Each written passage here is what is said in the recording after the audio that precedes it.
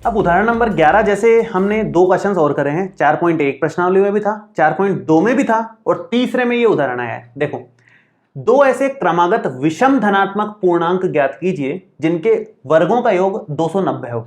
अब यहां एक खास बात ध्यान देने वाली है, 2 क्रमागत विषम धनात्मक पूर्णांक की बात चल रही है। अभी तक जो बात चल रही थी वो क्रमागत धनात्मक पूर्णांक आए थे 4.1 और 4.2 में। क्या क्या आए थे मैं लिखता हूं एक बार, दोनों ही आपको एक्सप्लेन कर देता हूं, पूरा का पूरा हिसाब किताब बता देते हैं।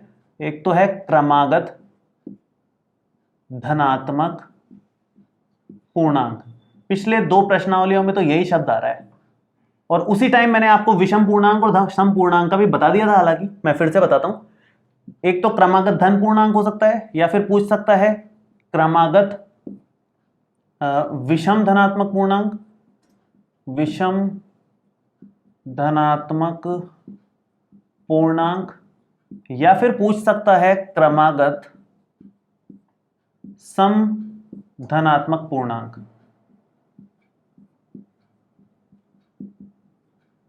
ये 3 बातें पूछी जा सकती है, मतलब ये 3 चीजों के बारे में बात हो सकती है। तो हमें क्या क्या अज्यूम करना होता है। क्रमागत धनात्मक पूर्णांक किस तरह के होंगे, जैसे हो गया 4 और 5, एक के बाद एक आने वाले धनात्मक पूर्णांक यही होते हैं। 10 हो गया, 11 हो गया, ऐसे कोई भी ले लो 2। तो इसको अज्यूम इस तरह से करते हैं कि अगर एक को आपने x मान लिया तो दूसरा उसके जस्ट आगे वाला ही होता है धनात्मक, तो x+1 होता है दूसरा वाला। पहले वाले को आपने x मान लिया तो दूसरा वाला अपने आप ही x+1 होगा। क्रमागत का मतलब यह है लगातार आने वाले, बीच में गैप नहीं आएगा। लेकिन क्रमागत विषम धनात्मक पूर्णांक की बात है तो केवल विषम संख्या ले सकते हैं, जैसे 3 के बाद फिर सीधा 5 लेना पड़ेगा, क्योंकि क्रमागत विषम धनात्मक पूर्णांक की बात ही है, केवल धनात्मक पूर्णांक नहीं बोला, विषम वर्ड यूज लिया है तो विषम वाले लेने। इसके बाद मान लो आपके पास 17 आ जाए, 17 के बाद फिर 19 लेना पड़ेगा। तो विषम धनात्मक पूर्णांकों में 2 का गैप होता है, सिंपल धनात्मक पूर्णांकों में 1 का ही गैप होता है, तो इसको x और x+1 मान लेते हैं। अगर जैसे ये x हुआ तो इसके बाद 2 जोड़ने पर अगला मिलता है, तो मतलब अगर एक को आपने x माना तो दूसरे को x+2 मानना पड़ेगा। इस तरह से अज्यूम किया जाता है क्रमागत विषम धनात्मक पूर्णांक को, और क्रमागत सम धनात्मक पूर्णांक भी सेम ही चलता है। क्यों, क्या है लॉजिक उसके पीछे? लॉजिक बहुत सिंपल सा है, धनात्मक सम पूर्णांक लेंगे तो 4 जैसे मान लो पूर्णांक है सम वाला, इसके आगे वाला कौन सा मिलेगा 6, सेम ऐसे ही मान लो 10 है, 10 के आगे कौन मिलेगा 12, क्योंकि केवल सम लेने हैं, क्रमागत ही है सम के हिसाब से तो क्रमागत है, एक के बाद एक आ रहे हैं। और एक अगर आपने x मान लिया तो इसमें 2 जोड़ने पर अगला वाला मिलेगा, एक अगर आपने x मान लिया तो इसमें 2 जोड़ने पर अगला वाला मिलेगा।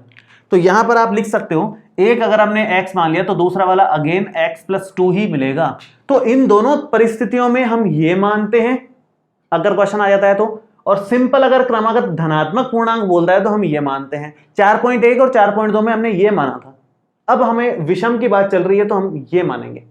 तो माना 2 क्रमागत विषम धनात्मक पूर्णांक x और x+2 हैं, ऐसे करेंगे शुरुआत। मेरे ख्याल से आपको क्लियर हो गया होगा, लॉजिक में हमने यहां पर डिस्कस किए हैं। अब यहां पर मैं लिख लेता हूं, ये तो रफली बात है, काम यहां से शुरू कर रहे हैं। माना 2 क्रमागत विषम धनात्मक पूर्णांक x तथा x+2 हैं, ठीक है। अब आगे बात करें तो इसने बोला है कि जिनके वर्गों का योग, इसका वर्ग करो, इसका वर्ग करो और जोड़ दो, इनके वर्गों का योग 290 के बराबर है, खत्म बात। इससे समीकरण मिल जाएगी, समीकरण को द्विघात समीकरण लगा के हल कर लेना, द्विघात से करो या किसी से भी करो, इसने तो लिखा नहीं है किससे करना है, जो आपको उचित लगता है उससे करो, कोई दिक्कत नहीं है, नंबर सबसे मिलेंगे, आंसर सबसे सेम आएगा। करते हैं स्टार्ट। a+b का होल स्क्वायर, तो a² + b² + 2ab = 290। तो ये बन गया x² और x² होता है 2x², 2 का स्क्वायर हो जाएगा 4, 2 × 2 हो जाएगा 4x और इक्वल में आएगा 290, ठीक है। तो क्या बन रहा है, ये बन रहा है 2x² प्लस में 4x है, प्लस में 4 है और इसको भी इधर ही ले लो तो माइनस का 290 बराबर में 0। थोड़ा सा सॉल्व करते हैं। 2x² प्लस 4x, अब ये थोड़ा हल होकर के माइनस का 286 बन जाएगा बराबर में 0। आप थोड़ा ध्यान दे, तो यहाँ से 2 कॉमन आ रहा है, थोड़ा हमारे लिए आसान हो जाएगा। 2 कॉमन ले लेते हैं। देखो 2 अगर कॉमन लें तो यहाँ से तो सिंपल x² बचेगा, यहाँ से 2x रह जाएगा, और इसमें अगर 2 का भाग दे तो 143 बन रहा है बराबर में 0। 2 का भाग दे दो उधर 0 में, अगर इस 2 का 0 में भाग दे देते हो तो x² प्लस 2x माइनस 143 बराबर 0/2, वो 0 ही आएगा, लिखने की जरूरत नहीं है, पहले छोड़ दो इसको ऐसे ही। अब इसको गुणनखंड विधि से हल करना तो बहुत मुश्किल है, 143 के गुणनखंड करने बहुत मुश्किल पड़ेंगे, गुणा में तो 143 लाना बहुत मुश्किल है। एक काम करो, आप इसको श्रीधराचार्य सूत्र से ही कर लो, तुरंत हो जाएगा काम अपना, क्योंकि पूर्ण वर्ग से भी बहुत लंबा चल जाता है क्वेश्चन। इससे कर लेते हैं।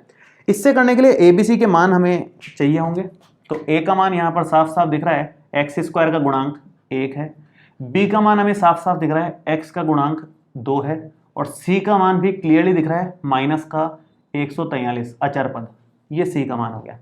ABC तीनों के मान हैं, तो ये सूत्र में मान रख दो। इस सूत्र को मैं वापस नहीं लिख रहा हूं क्योंकि जगह नहीं है, फिर मिटाना पड़ जाएगा मुझे, तो यहीं से आपको सूत्र लिखना है एग्जाम में, यहां से मैं डायरेक्ट कर रहा हूं। तो x का मान क्या आएगा, ध्यान से देखें, माइनस का b मतलब माइनस का 2, ठीक है। उसके बाद प्लस माइनस b² मतलब 2 का स्क्वायर माइनस 4, a का मतलब है 1 और c का मतलब है माइनस का 143, ये अंडर रूट में, और भाग में हम लेंगे 2a मतलब 2 गुणा 1, ठीक है। थोड़ा हल कर लेते हैं इसको, जगह की थोड़ी शॉर्टेज है तो थोड़ा इस तरफ और ले लेते हैं इसको। ये बन जाएगा हमारा, देखो x बराबर माइनस का 2 तो है ही, प्लस माइनस 2 की घात 2 4 हो गया, माइनस माइनस प्लस हो गया, और 143 को अगर 4 से गुणा करते हैं तो ये बनता है 572, ये बन रहा है, और डिवाइड में ये 2 तो है ही, तो यहाँ से x का मान आएगा -2 प्लस माइनस 576 का अंडर रूट और नीचे 2, तो x इज इक्वल टू आ गया -2 प्लस माइनस 576 का अंडर रूट कितना होता है, 24 का वर्ग होता है क्योंकि 576, तो ये 24 आ जाएगा यहाँ, और भाग में 2 चल ही रहा है।